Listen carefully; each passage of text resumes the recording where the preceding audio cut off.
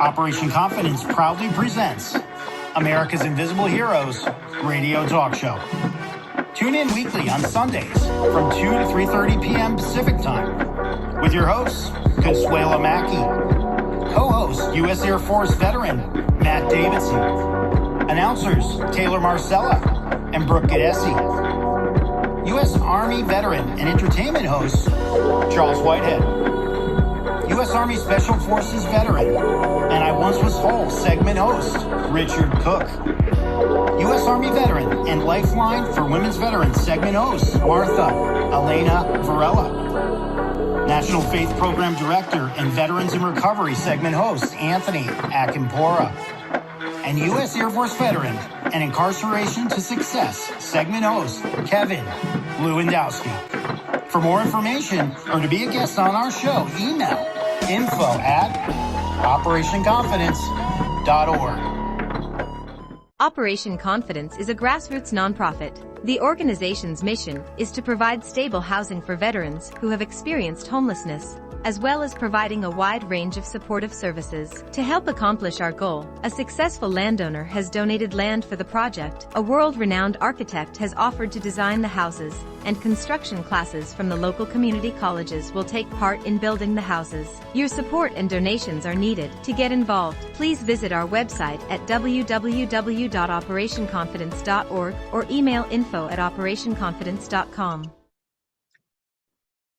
Okay, so welcome everyone, and thank you for tuning in to America's Invisible Heroes. I'm sorry, I'm on my end, I'm having computer problems, so let's go right ahead with the show. We want to wish all of our dads happy Father's Day, and we also want to thank our guests for coming on today. Yes, I'm Consuela Mackey, your host and executive director of a nonprofit organization called Operation Confidence. No, I'm not a veteran, but my heart goes out to our American heroes, especially veterans who are disabled and may have experienced homelessness. For those who are new to the show, American Invisible Heroes was established to provide a platform for our veterans. And the volume's not coming through due to my, I just technically have thrown on volume on this thing. Excuse me. Continue, Connie. Experience heartfelt stories, resources, challenges, and accomplishments. Now, allow me to introduce our co-host, Matt Davidson, U.S. Army veteran, board member. And we have U.S. Army Reserve veteran Charles Whitehead, who's also a board member and a co-host. Taylor Marcella, board member and an announcer. Martha's off today. We have U.S. Army veteran Dr. Kathy Cash. She has a bi-monthly segment called Strategies for Hope. Then we have she didn't come on today, so people are having a little few challenges, but coming on next week will be Dr. Sherry Lee. But then we have retired Army chaplain, Dr. Wendy Childress. She has a bi-monthly segment called Living Life Completely. Say hello to everyone. Hello. Hi. Okay, we've had some challenges here today, but we're moving right along. Taylor, can you honor us by telling our listeners about the history of Juneteenth? Sure, Connie. The history of Juneteenth. Why is it called Juneteenth? Juneteenth is a holiday commemorating the end of slavery in the United States. It is also called Emancipation Day or Juneteenth Independence Day. The name Juneteenth refers to the date of the holiday combining the word June and 19th. Juneteenth, short for June 19th, marks the day when federal troops arrived in Galveston, Texas in 1865 to take control of the state and ensure that all enslaved people be free. The troops' arrival came a full 2.5 years after the signing of the Emancipation Proclamation. Juneteenth honors the end of slavery in the United States and is considered the longest running African-American holiday. On June 17, 2021, it officially became a federal holiday. Confederate General Robert E. Lee has surrendered at Appomattox Courthouse to diplomatic. There you go. Thank you. 2 months earlier in Virginia, but slavery had remained relatively unaffected in Texas until U.S. General Gordon Granger stood on Texas soil and read General Orders Number 3. The people of Texas are informed that, in accordance with a proclamation from the Executive of the United States, all slaves are free. And yeah. Okay. Well, moving right along. Okay, we're having some There you go. static here. Here we go. We getting in here. Okay, so hello. I've been through heck and back, but I'm here. I wanted to say that other word, but anyway, moving right along. We want to get Dr. Childress and her guest in. Yeah, please. Oh, let's see here. Then That's Lee. You want me to introduce? You want me to do go ahead and do the introduction, Charles? Yeah, please. Go ahead. Run Yeah. with it. We Okay. all. You know what, Lord? Let me say a quick prayer. Yes. Dear Heavenly Father, we just thank you for this day, Lord, and we just come against all of the enemy's attacks. We know that you are with us. We know that this program is necessary. We thank the hard work of all those that work effortlessly at putting this program together, and the work that needs to be done for our veterans. And we thank each and every father. We lift them up, Lord, and we put them in your care. In the mighty name of Jesus, we pray. Amen. Amen. Amen. So again, happy Yeah. Father's Day to all of you fathers. Happy Juneteenth Day to everyone, because it is something to be celebrated by us all. And I am at a celebration right now, so if you hear music in the background, please forgive me. That is, well, no, don't forgive me. Enjoy it. Enjoy. There And you go. so my guest today is Lee Wilson Jr. He's a Marine vet, retired staff sergeant. Lee went to boot camp 5 days after graduating high school and turned 18 just before graduating MCRD in San Diego. He served 4 years active and 8 years reserves as a Marine cryptologist. He attended Morse Code Collection School in Pensacola, Florida in 1981. And after he completed that, he was assigned to the Naval Security Group, Active Company E, Marine Support Battalion, Misawa, Japan, from 82 to 85. While there, he served in ground-based Morse Code Collection and in direct support serving TAD, I'm not quite sure what TAD is, but Lee can tell us, on U.S. Navy destroyers, cruisers, submarines, and the carrier Enterprise twice. During Desert Storm, his mobilization site was 1st Radio Battalion, Kanoa Bay, Hawaii. And after Desert Storm, he went to cryptology analyst school at Goodfellow Air Force Base in Texas. Sergeant Lee Wilson left the Marine Reserves in early '93 to serve as Peace Corps volunteer, where he taught English at the 5th Lyceum Warsaw, Poland. And Wrocław, Poland. Warsaw. Wrocław. That's right, Poland. After active duty, Lee attended First Mesa Community College. Then he transferred to Arizona State University, where he majored in Russian language. Once he finished with service to his country, Lee took care of his grandparents for 2 years, then got a job teaching world and U.S. history at Cathedral City High School, where he's been since 1997. He eventually received his master's in national security and Eurasia from CSUN or CSU San Bernardino, and his teacher credential from UC Riverside. I did a little research on Sergeant Lee Wilson myself and learned a few more things. Also, these are some things he shared with me. I met him at a DAV event, right there in Palm Springs on Thursday nights. He's, as he shared with us before, he's a historian for post 519 Palm Springs. That part I knew. He also began the Palm Springs Fallen Heroes Project to honor 2 of his former students, Private First Class Ming Sung, who was killed in action in Iraq in 2007, and Chief Warrant Officer 02, Suresh Kraus. Yara was killed in Sakara. Sakara Abayara Afghanistan. Sakara Kraus. Sakara Cross. Thank you, Lee. Afghanistan in 2012. And this quickly morphed into honoring all of their local fallen heroes and Ghost Star families.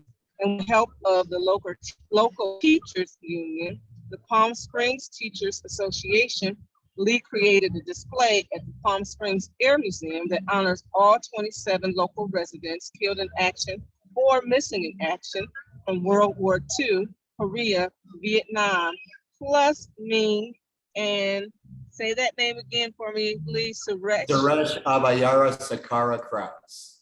Yes. That one. And Lee says life has been Fremont. good to him. Life has been good to him, is what he says. So Lee, share with us a little about your military background, if you wouldn't mind. Sure. Can I go to screen share? Sure. Yeah. All right. I'm clicking on screen share. I'm hitting share. It says allow Zoom to share your screen. Oh, it's making me go to preferences right now. That on you, Taylor? And I guess it's not going to allow me to go to screen share. Oh, you should be able to just Share. you're the host now, Connie, so you have to make him a co-host. He is a co-host. Oh, It's well, making me go to system preferences, and then it will not. if you go to screen share screen, that little green button in the middle, it doesn't take you. No, it clicks on and says, gives me I do Zoom all the time, so Okay. it should be working. Desktop 1, that's me. So it should absolutely go. I click on share, but now then it says allow Zoom to share your screen, open system preferences, security, privacy, open security, preferences, security, find security. Man, I don't want to waste anybody's time. I know everybody's got something to do right now. But let me just start off while I'm figuring this out. My name is Lee Wilson Jr. I teach world news history at Cathedral City High School. So I've been there since 1997. I'm very lucky. I've got a great job, and I get to, paid to talk about current events and what's going on in the world and stuff like that. And for whatever reason, it allowed the apps below to record the context of your screen, even while using Is it it. something that you can email to me real quick? No, I'll just Put a link in the chat. I'll and just then, get on with it because I don't want Okay. most disabled participant screen sharing. All right. Well, anyway, so I just made you co-host. Okay, let me see if I can do this again. Share. And it wants to go. So optimize, share, open system preferences, but it won't allow me to select. Something's weird on my do end. you have whatever you're reading? Is it opened up already, or are you going? Yes, it is. Yeah, I've got several tabs ready to go. I don't know. It's I'm wasting everybody's time. I'll just continue. So anyways, yeah, I served 4 years active 8 reserves as a Marine Corps cryptologist. I worked a lot with Russian linguists. It was a lot of fun. I tried to re-enlist for Russian linguist school, but they'd only give me Arabic or Spanish. So I said, screw the military, got out, used my military benefits to go to college, did 1 year to junior college, then I transferred to ASU. I received my bachelor's in Russian language. I stayed in the reserves for 8 years. And, I got to play Radio Rambo a couple times a year. That was always fun at 29 Palms or Kananoe Bay, Hawaii with the 1st Radio Battalion. Sometime during my college years, I wanted to go serve my country in another way. And after Desert Storm, somebody said, hey, man, join the Peace Corps. And there was a small chance I was supposed to get my master's in Russian at the University of Arizona, but Desert Storm kind of put the kibosh on that, and then what to do with your life afterwards. So somebody goes, hey man, join the Peace Corps. So by an accident, I got into the Peace Corps. I went to Poland and taught high school English at the 5th Lyceum in Wrocław. It was really cool. It was right after communism. Got to see a lot of cool, interesting stuff. How Poland was transiting from, communist, command economy to capitalism, from rigid, communist, bureaucracy to democracy, parliamentarian style democracy. It was really interesting. I got involved with a thing called the Model United Nations Project that helped teach, parliamentarian procedures to high school kids from all over Poland and even all over Europe. It was a lot of fun. It's an accident. I kind of moved to Palm Springs, but I'm very lucky. I live in a nice, cool neighborhood, no kids. I like to joke that I'm the straightest guy in my neighborhood. All my neighbors are like, I live in a neighborhood. It's great. Property values, man. Property values. No kids. No kids. And I tell my students that every day. I make them write it down. Never get married, never have children. Write that down. So I get extra credit when they do. We like kids. Yeah. Okay. Lee's an interesting character. That's his motto. Yeah, it's a lot of Is that fun. what it I'm joking, of course. I'm being facetious, but I've been a member of the American Legion since 1999, and back when, like I said earlier, I had two former students that were killed in action, one in Iraq and one in Afghanistan. And as a former Marine and their teacher, I kind of felt some sort of obligation to honor their memory and service. And after Suresh was killed in 2012, he was a helicopter pilot and taking in some Navy SEALs in a special op when it was shot down and everybody on board was killed. I wanted to make sure that those guys were going to be honored.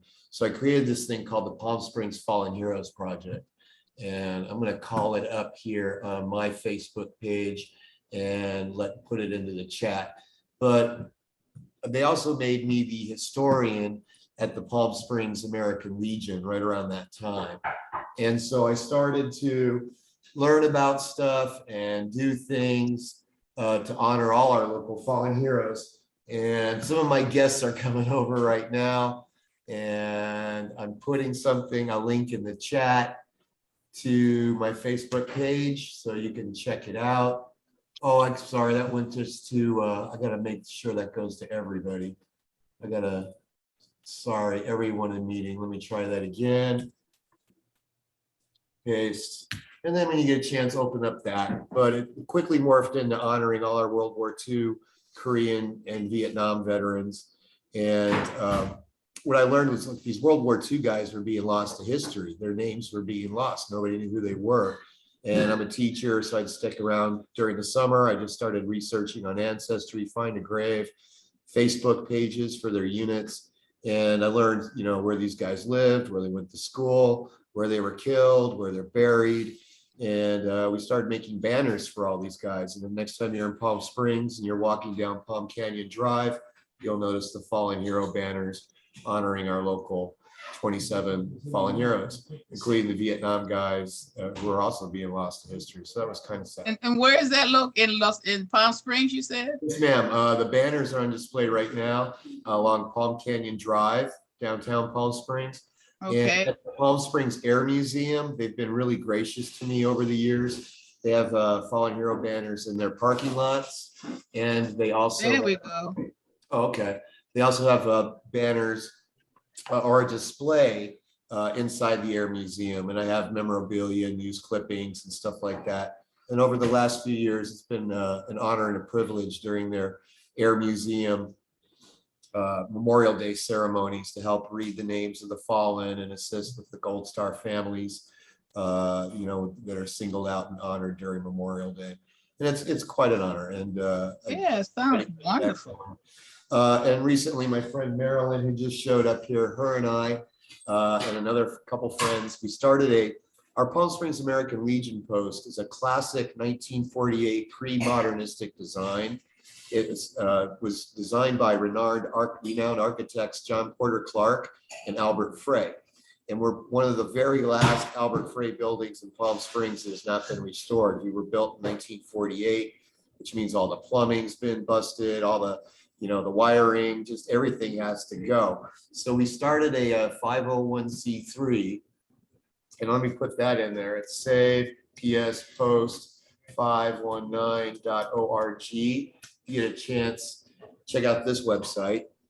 We're working with local preservation foundation, the Palm Springs Preservation Foundation, the Palm Springs Modern Committee, and they're very generous with us. We recently are going to rebuild our blueprints. They brought in somebody $24,000 with a free analysis to rebuild our blueprints. They've supplied us with an architect, a renowned local architect. Her name is Susan Sequoia Jensen, and she's responsible for the Capitol Plaza and the Town and Country Center in Palm Springs.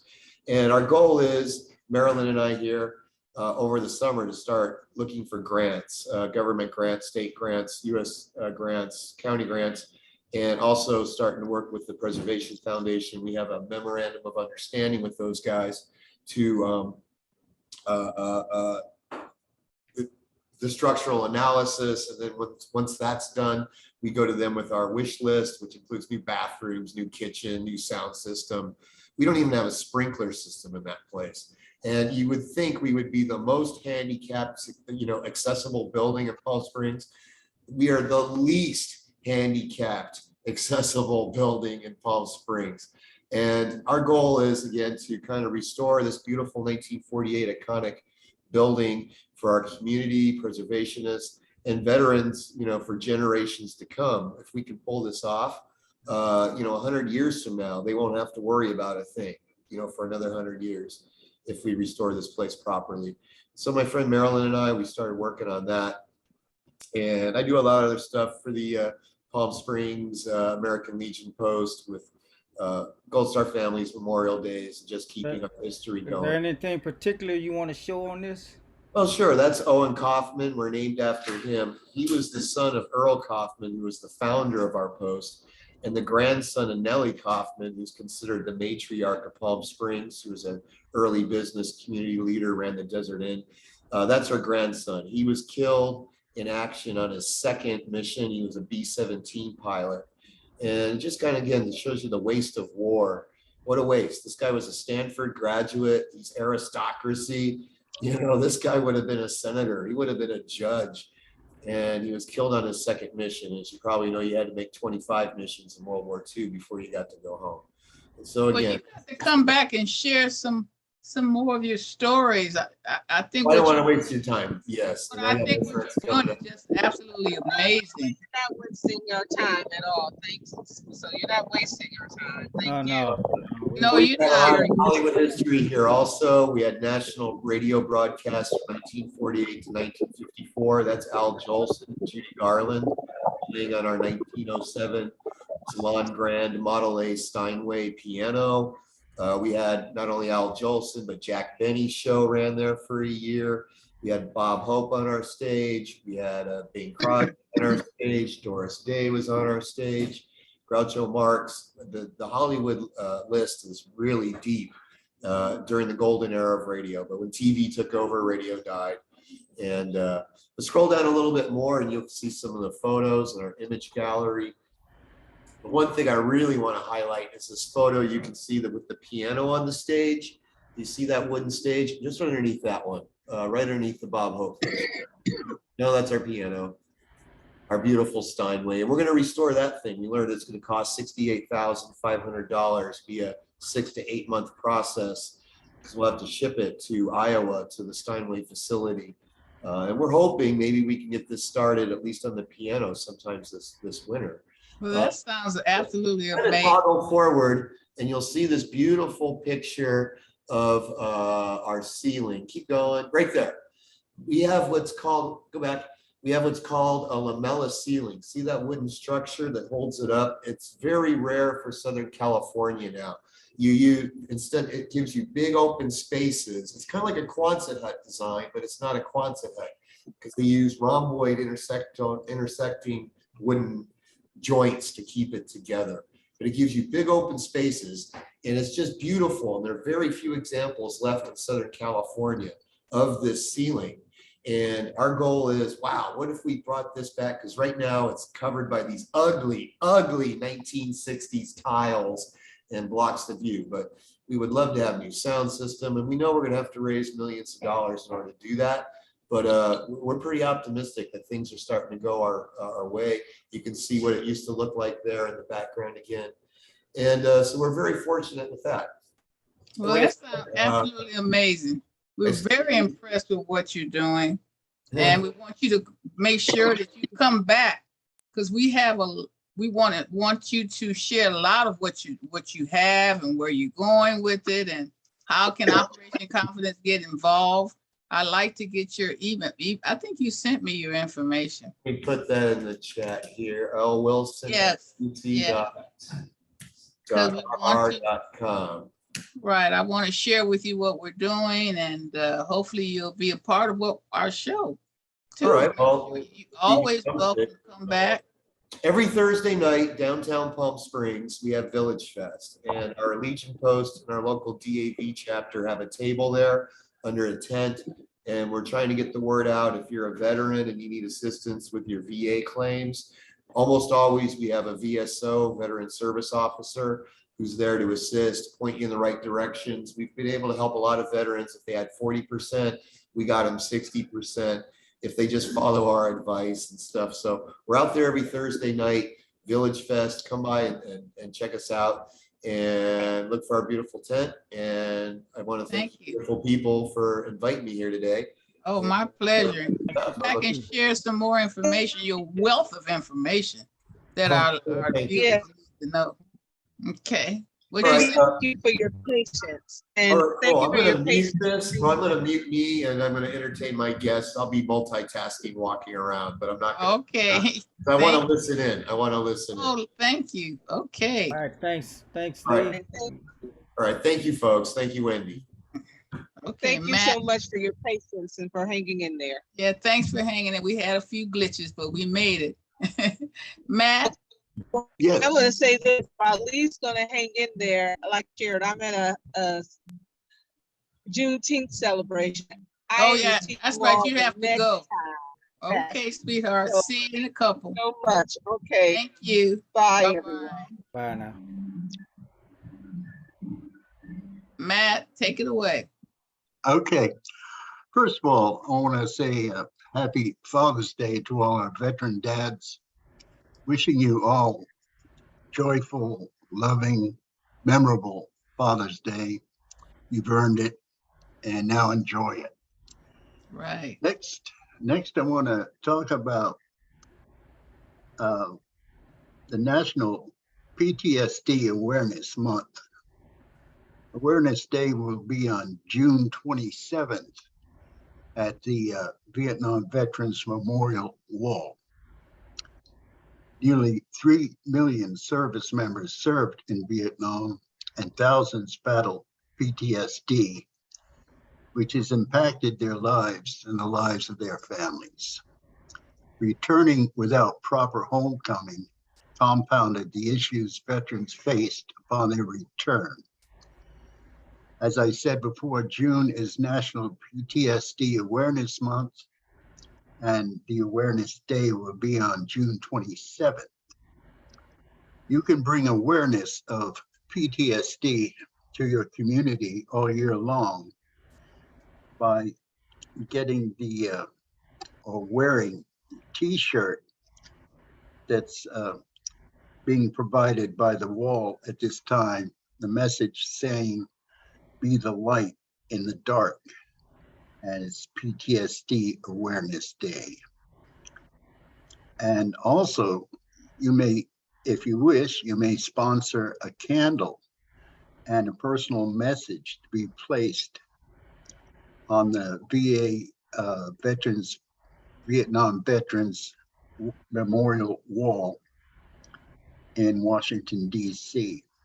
Now, for more information on these items and on the day itself, please contact https://www.vvmf.org/PTSD-awareness. Once again, email that to me so we can put it on our website as well. Sure, I can. That's important. Yes, in fact, I can email that to you. Yeah, that's what I said. Yeah. Sure, so I'll do that. That'd be great.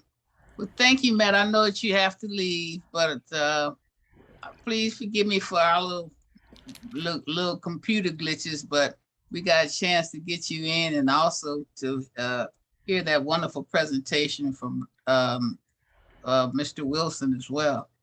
Okay. Thank you. I'll see you in a couple of weeks. You got it. Thank you. Bye Bye-bye. bye, everybody. Okay. Taylor, you gonna take over the announcing? From here, we got to let Ann come on. She's all the way in another state. Yeah, let's get her in So, what part, Kyle? Ann wasn't we'll just have to announce her because she didn't. Got it. Yeah. Okay. So our lovely Anne Montague is a Rosie's daughter.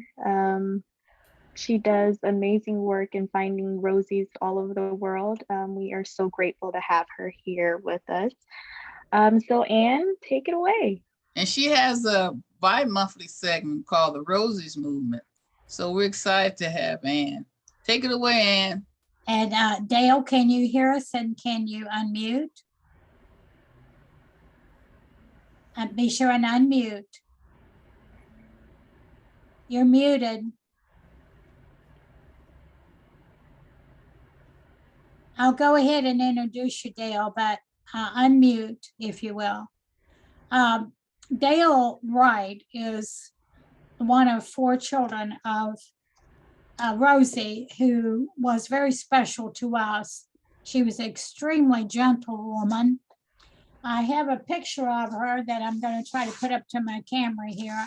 I don't know if you can see it very well, but this is when she's about 17 or 18 years old. She just graduated from high school, and she was walking up the streets of South Charleston, West Virginia. That picture was taken by her husband, but he wasn't her husband for many years later. So he went into the military, and he was essentially to clean up after the atomic bomb. So it was his mother that was the one of the original Rosies from Rosie. His mother is Janice Wright. You know, the picture I just showed you, that's Janice. Yeah. So while she was working in a factory in South Charleston, West Virginia, he was in the military, and he was essentially stationed to clean up after the atomic bomb, and then he died of radiation cancer.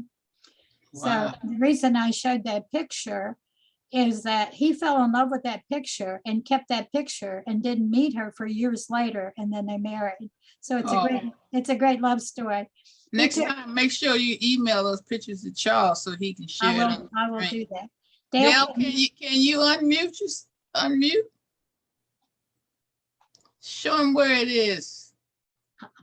Tell him where it is. You had unmuted yourself for a few minutes ago. Yeah, I know. Dale, it's on the bottom left. Bottom left corner. There you go. Okay. All right. We can hear you, so I hope you can hear us. So you muted. I want to hear him. You just muted yourself. Muted still. To the bottom left. The bottom left, the microphone. Right at the microphone. You see the microphone? There we go. Nope. Nope, not yet. The bottom left, where you see that little microphone, all the way to the bottom. It says a microphone and a stop video right below. There you go. Connie, can you see now? Leave it like that. Don't touch it. No, it's not. It's not. He's still not muted. Oh, is that? Connie, can you ask him to unmute, and maybe that'll help, or that'll do something. I think the Zoom host should be able to mute and unmute people, but they don't make it that way. Yeah, I know. Didn't we do that one? Have that option before? We had him a minute ago. Yeah. No, it's never been that way. You have the option of muting them. Well, let me just go ahead and I'll tell the story because we're so behind today. Yeah, we're running out of time. One of the things that we have him on though, because he's. Or can we call him in, Ann? Yeah. Yeah, that's a good idea. One more thing before you do that, Dale. Look at your picture and go to the top right corner and press. See, it says mute or.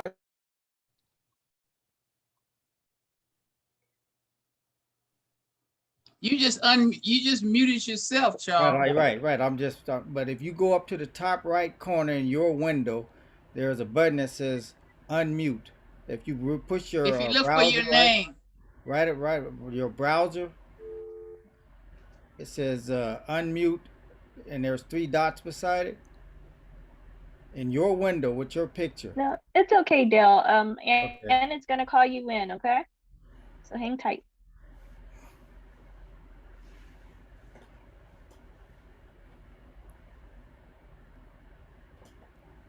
This is a true representation of Father's Day.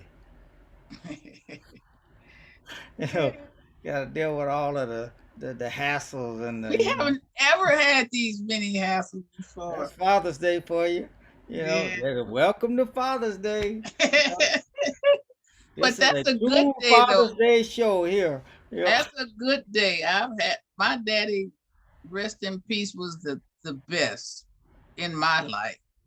So it's a good day. It's a good Did you day. call Dale yet?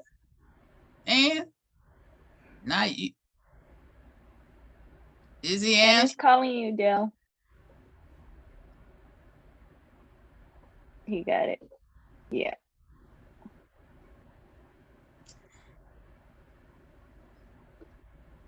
There. Go to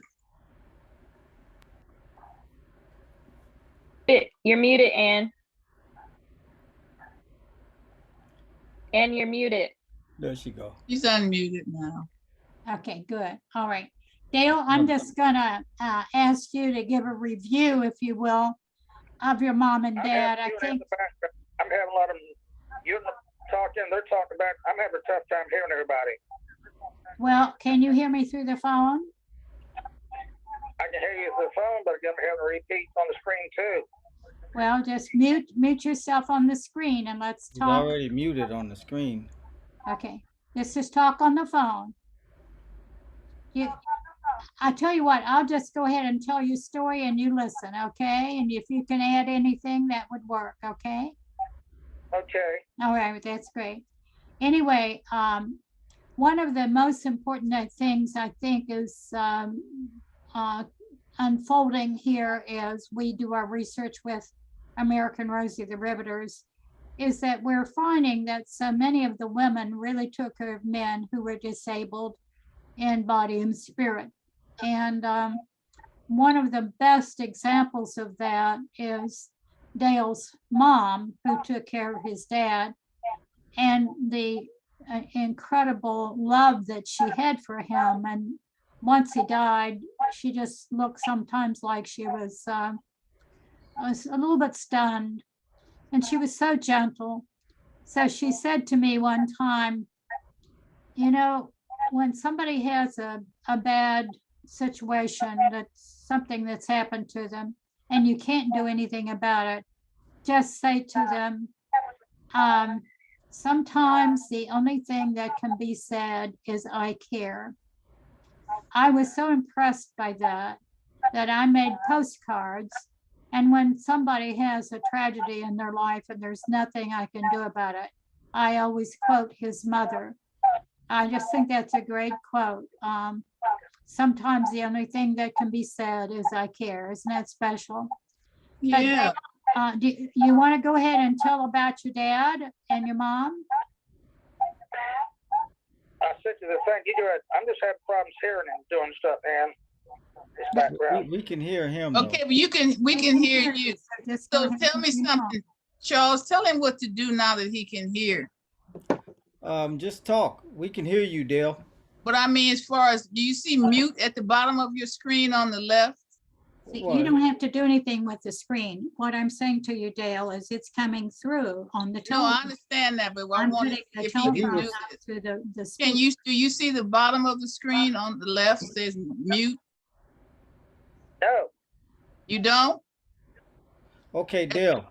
The very bottom. Dale, do this. Look in your window of your window with you. At the top right, does it say unmute? If you take your browser and roll it over there, it'll See his name first. No, his name is, it should be in his window. It's the top right. And what about, let's just say, Dale, just cancel out, just close out on your computer, but keep your phone there and we will interview you by phone, okay? Yeah. Cancel out, we don't need to see you. No, we need to see him. Well, it's not gonna work, cause. Well, his face is there. But So Connie, let's- no, I would just rather he be able to speak on the phone because it's too even if much. he Yeah, can't, 'cause he's getting Let's back. just have him. He's Let's getting just echoes on his end. So Dale, Yeah. leave the meeting, and then we'll just have Ann speak to you over the phone. Okay? Just leave the meeting, Dale, that's the best way. and then keep the phone there and I'll interview by phone, okay? Are you listening? I'm listening, but I still haven't got this thing turned off somehow. Okay, just turn it off. You know, somehow turn your computer off even. We don't need the computer. We're gonna do the interview by phone. We can remove you ourselves. Okay. So I would, if we're able to, let's do that. Yeah, just remove him. We got you on the phone. We still got you, Dale. It's okay. You're not going nowhere. We just won't be able to see you. Don't hang him up, Ann. Okay.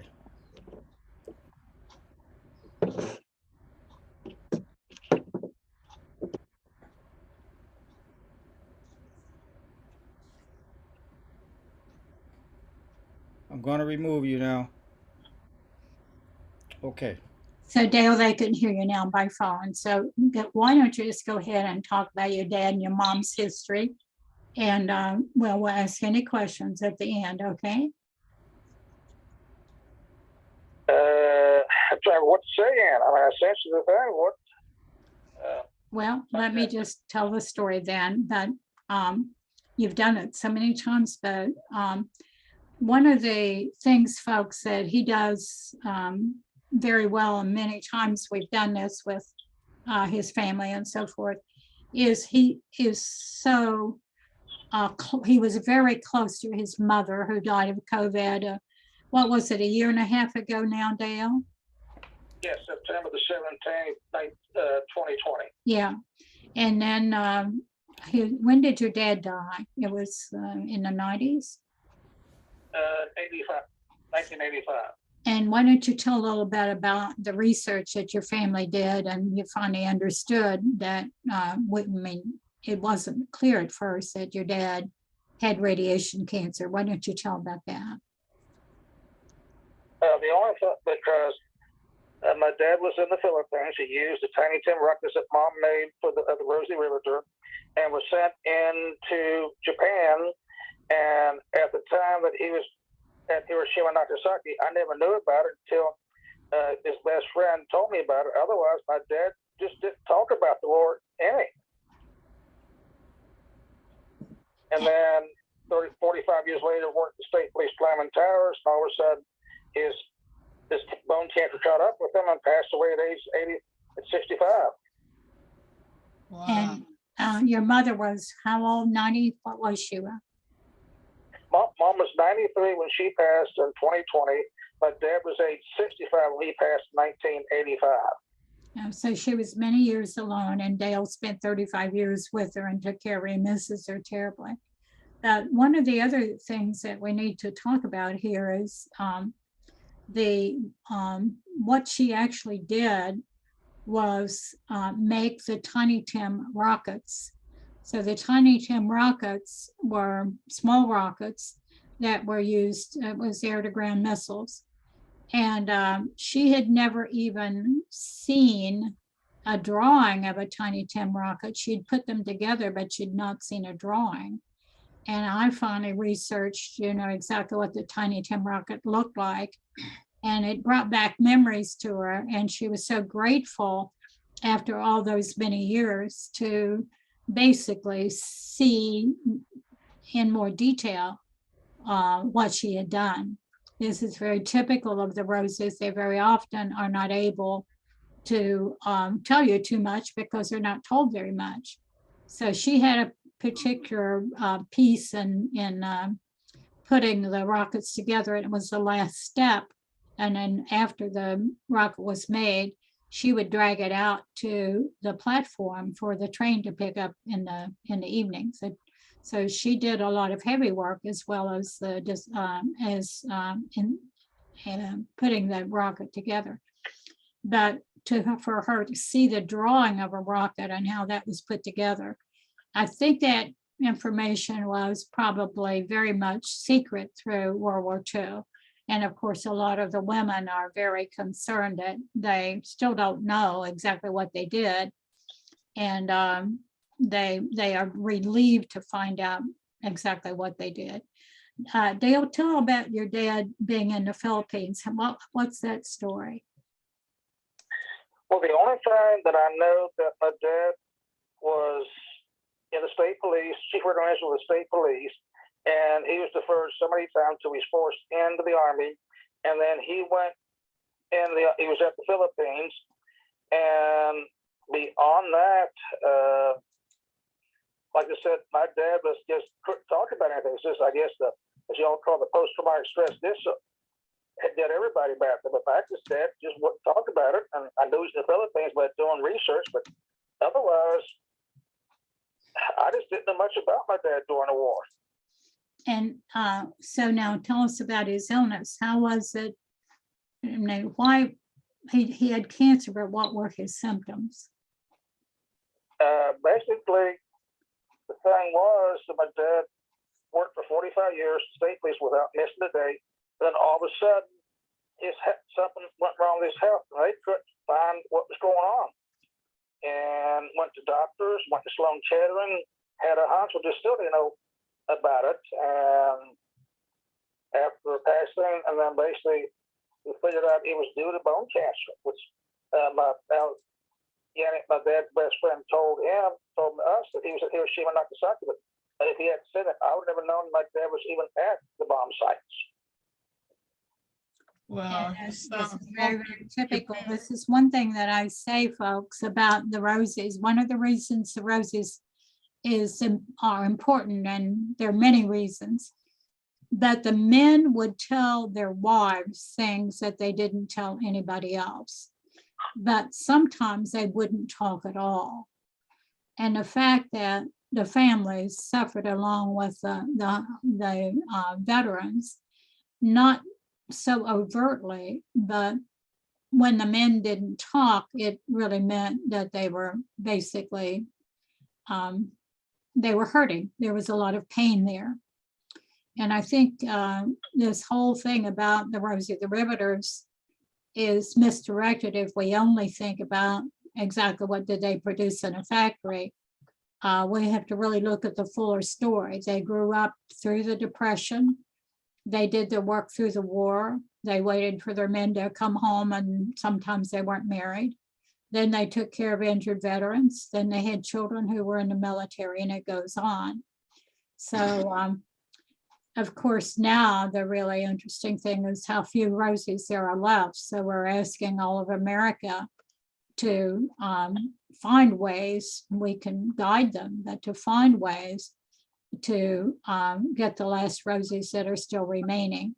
One way is to go to your local council on aging, which would be typically state, but not always, it can be cities, and ask them to essentially help you find the Rosies. Washington, D.C. did a great job last year. They found 6 Rosies for us who were above 100.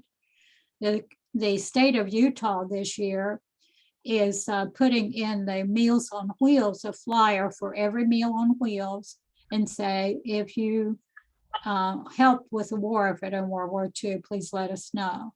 So that's a special way that government is starting to help us now. But it's very late. So the youngest Rosie I know now is 93, going on 94. She'll be 94 in about 3 weeks. wow. So, Is she able to come on the show? no, she is not. She backed out.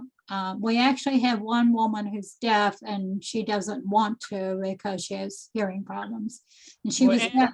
She was deaf from childhood, and she was deaf when she worked. So another part of the story is that many people who were disabled went ahead and worked in the factories or the farms or whatever. So they didn't have to be able-bodied women.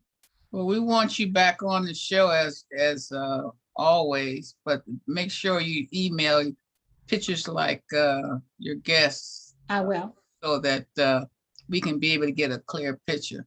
Okay. We got to move right along, and thank you so much. It was amazing what he shared with his family. Tell Dale thank you, and tell Dale thank you. Thank you, Dale. Dale, do you want to stay and listen, or do you want to hang up? I just think this is the only thing I thought about my dad is the only time he mentioned about being in the Philippines that my mom says, "What is that hole in your chest?" My dad said, "That's where they made a ribbon they do." My mom says, "No, they didn't." What happened? My dad was in the Philippines, just manning radio lines. At nighttime, the Japanese caught him, hit him in the butt with a rifle. And what you do? You know what he had? He had to, between him and them, he had to kill and it took him 2 weeks to get back to the American line. In the meantime, he had sulfur and the C rations, the rations, to get him back. When he got back to the American line, so the doctor says, "There's nothing I can do for you except do push-up." My dad did probably 100 push-ups a day for the rest of his life to build up his chest back up. But that's the only story until my mama actually pinned my dad down, and he had no choice but to explain what he did. But otherwise, that's the only story he mentioned. Yeah. And it's not untypical that the men just can't talk about it, right? And in that case, Janice, his mother, told me that he basically got injured and then fell behind his troops. And so he finally found a river and followed the river and eventually found the company that he was assigned to. Well, thank you so much, Ann. We got some other guests that have to leave. This All is right, just, and I'm going to lay the phone here for you to listen here, Dale. Okay. Over the phone, so. Okay, so I'm going to, I'm muting myself and you can just listen from here on. Okay, real quick, I know Nico's on it, be on for a few minutes. And I know Dr. Cash, you have a very busy schedule. I'm so sorry we had these glitches. But we need Nico to tell us real quick about his organization, and then you can take your time a little bit, Dr. Cash. Nico. Here I am. Hello. Hey, hello, my friend. How are you? I'm doing well. Good, thank you. Thanks for having me on. So, my pleasure. We had one of our athletes on a couple weeks ago, Anthony Smith. There's his picture in the background, and what we do it. We had invited him. We had invited him this time, but he didn't. He must have had a. He's a big. Yep, he got a lot going on. Kids, yeah. Father's Day. Yep, and Father's Day. It's all wrapped into one. Right. Juneteenth and Father's Day. He's got big celebrations going on today. Okay. So, tell us about your organization and sure what you do, and then Dr. Cash will take you and wind it up. I'm gonna show. All right. Well, at Challenge Athletes Foundation, we empower people with permanent physical disabilities such as amputations, spinal cord injuries, blindness. We empower them through sports. We pay for athletic equipment, pay for competition and training, and any sport they want to do, whether it's riding bikes with their kids to winning gold at the Paralympics and everything in between. I run the Operation Rebound program for injured veterans such as Anthony and first responders, police, fire, paramedics. So we have troops and first responders across the country whom we send to events and buy air rifles for and bicycles and pay for personal training and whatnot at any skill level. So we just want them to stay healthy. We also support a lot of clinics, athletic clinics with VAs across the country. So here in San Diego, we have a rock climbing clinic that we support, golf, horseback riding. We started our surf clinic again on Wednesdays. That's every week here in San Diego. We support a bocce clinic with the Atlanta vets from the Atlanta VA and a blind bowling team with the Charlotte VA. So we'll provide, we bought bocce balls, for example, for the Atlanta team. So they go out and play bocce. We pay for the use of the gym down here, the rock climbing gym as another example. So areas where the VA wouldn't have the funds to pay for it, but they want to get their vets active, we pay for those types of things. And that's how we just continue to empower veterans. That is so cool. You're going to help us on Saturday? Next weekend. Yeah. Mm-hmm. I'll be getting the word out. So yeah, that's great. Thank you. Yeah. Hey, Nico, quick question for you. Yeah. The stuff you provide, is it all athletics or is it to help veterans get out? And so I guess. So it's sport and recreation, right? So, right. I mean, we have some people who are fish, right? So we send them to the bass fishing tournaments, or we'll buy them fishing gear, things like that. Sport and recreation, any kind of sport and recreation related items. The little motorcycle wheel that attaches to the front of a regular wheelchair? Yeah, now that should be provided by the VA, because that would fall under the medical equipment. But VA should provide that. Are they not providing that? Well, like myself, I'm not a VA connected. I'm not. That doesn't matter though. But it depends. So it depends on your category. If you're considered category 7, catastrophically injured, that you should be able to get healthcare through VA and get provided those items that you would need. But I don't know if you don't get any healthcare through VA. No. Okay, we could talk about that. There may be an organization that can help with that. Chive Charities is really good. So Chive Charities they have a program that provides medical equipment assistance for veterans and first responders. Okay. How you forgetting? That's Nico, Charles, of all people. He's a wealth of information. Well, I know. I've talked to him about this before, but when he was talking, this particular equipment I'm talking about is a little different. So, I would contact Chive Charities about that. CHIVE. Chive Charities. Yep. Okay. Like Stay Calm and Chive On, with Bill Murray t-shirt. You ever see those? Anyway, Chive Charities. They're really good. And I'm going to have to text you on something real important that's about to happen tomorrow that I'm going to need you to chime in on a Zoom conference call if you're available at 10. Are you available at 10? I won't be available at 10, but is there anything we can talk afterwards? Afterwards, please. Okay. Stay around. Thank you so much. Dr. Cash. All right, Nico. Thanks. All right. All right. Good afternoon, everyone.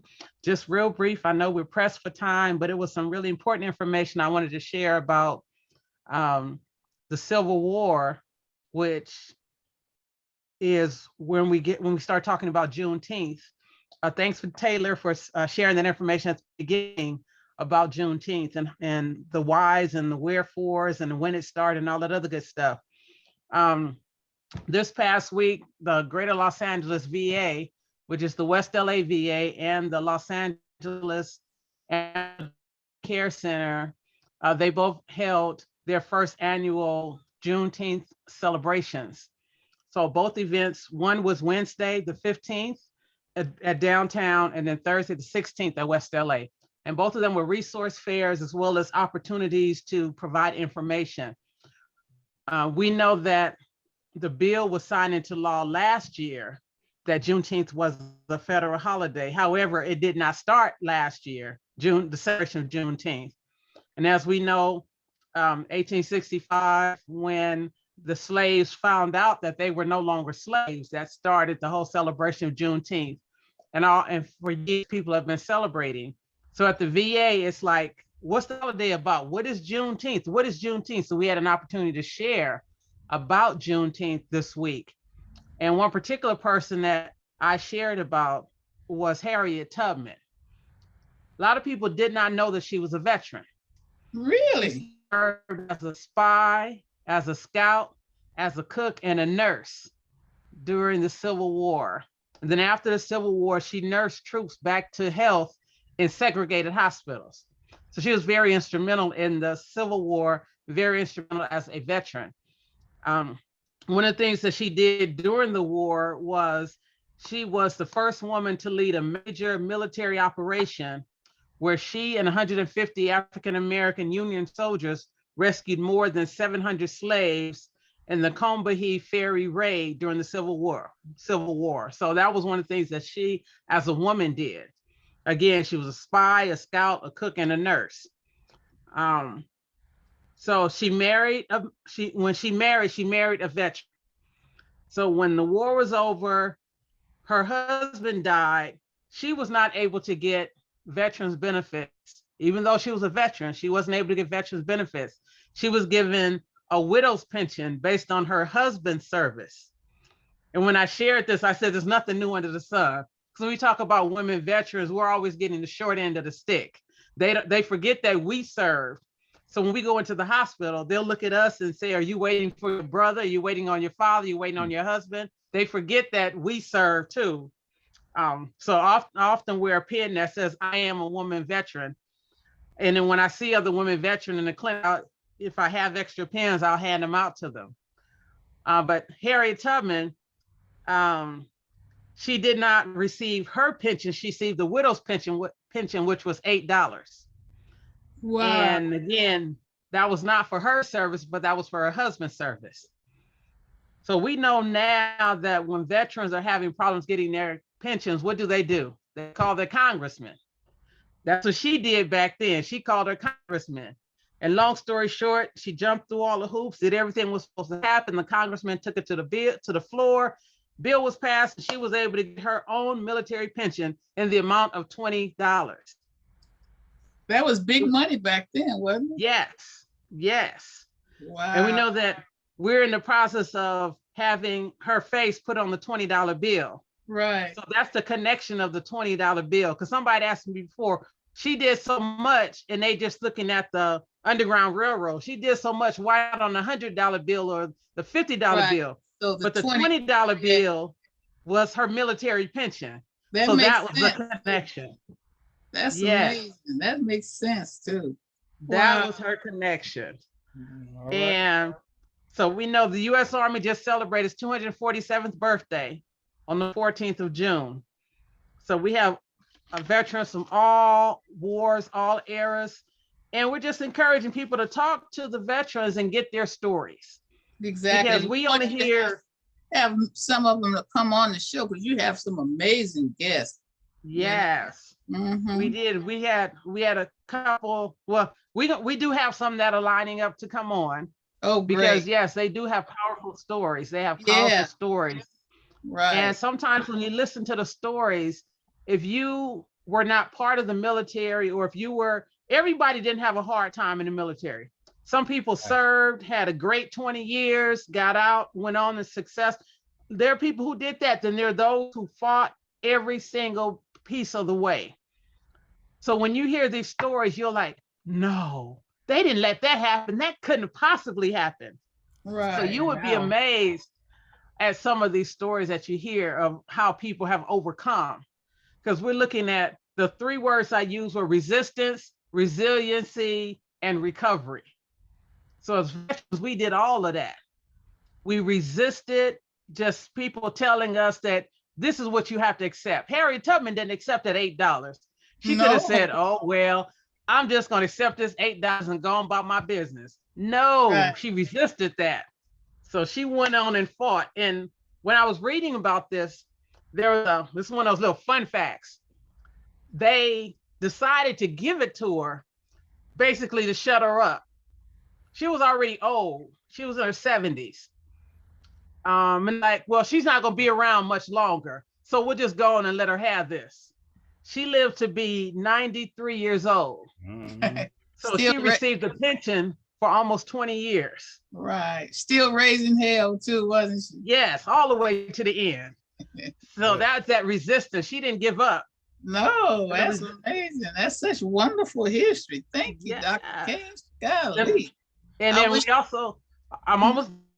also look at the resiliency. We bounce back as veterans. We bounce back. We get knocked down. We get up and keep on pushing. Right. Keep on fighting. So we can't change what happened to us, but we take what happened to us and we build upon it and make ourselves better. And that's where we get to recovery. So we go through all of that. We change what we can change so that we have that better life that we have. And that's what's awesome about this organization, because Operation Confidence gives that veteran the opportunity to better their life, gives them the opportunity, gives them that foothold. When they decide that they want to go into recovery, that they want to get better, this is a vehicle by which they can do that. Exactly. So when we're looking at all the things that we do, very important to the veteran community. I appreciate that. You're very special. Remember Harriet Tubman. Yeah, we will. And can you come back on with a little bit more like pictures and videos and stuff, videos or something like that to share with us next time when you come back? Yes. That would be two things that I want to mention. You said that you have a pen called "I'm a Woman Vet." What is it called? I'm a woman veteran. Can we get some of those to give to like our women veterans? I have to find some more. Oh, It's okay. kind of So, like red, wine, blue. Can you see it? yeah, I a know I have little my bit. background. It keeps blinking back and forth. Yeah, a little bit. Yeah, Right. it says I'm a woman veteran. I'm in the process of trying to order some more. But yes, when I'm out, especially when I'm in the clinic, I wear one on my badge. Mhm. And if I see particularly a senior woman, I gave one to what was she? She was a WAC. Okay, so that was way back then, Women's Army Corps. Right. She was in the clinic, and I took my pen off and gave it to her because it's again we're always fighting to be recognized as women vets. right. Sure are. That's right. So I will find out about getting some more of those because yes, we do need to continue to hand them out because people forget. And I had a guy ask me, how come they don't have I'm a male veteran? I said, how many times have you gone to the clinic and they ask you, are you here for your wife? They don't ask you that.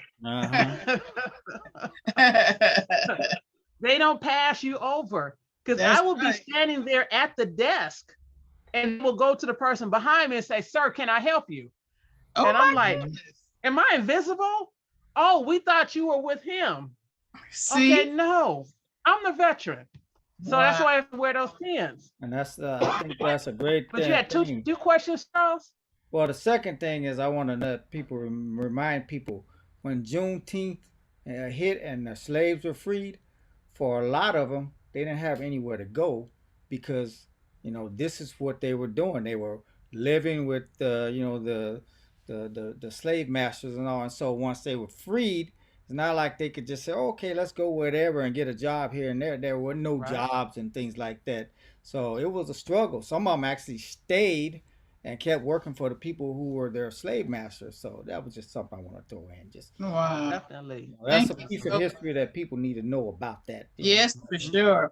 Well, come back and especially with that dollar bill and some more history about Harriet Tubman, her being as a veteran. Maybe you can find some photos or some a video to share with us because there's a something I saw around Christmas. It's an interview of a lady, I forget her name. She's playing Harriet Tubman and she's being interviewed by this guy, and I mean, I was like, is that Harriet? It was so good. I'll look it up and right. Okay, well, thank you so much, everybody, for being on the show today. I apologize again for the glitches. We haven't had a glitch in a while. It was Father's Day. That's what we had, all the glitches, and everybody had glitches. So it was. I think Charles called that to fruition. Right. Well, thank you so much, and look for us next Sunday, unglitched. Okay, and I thank you all. We signing off now. Have a wonderful Father's Day to all the dads out there, and thank you so much for our guests coming on. And Nico, you forgot to tell us about that precious son, but you'll be able to come back and tell us later. Okay? All right. Thank you. Night, goodbye. Say bye, everybody. Bye, everybody.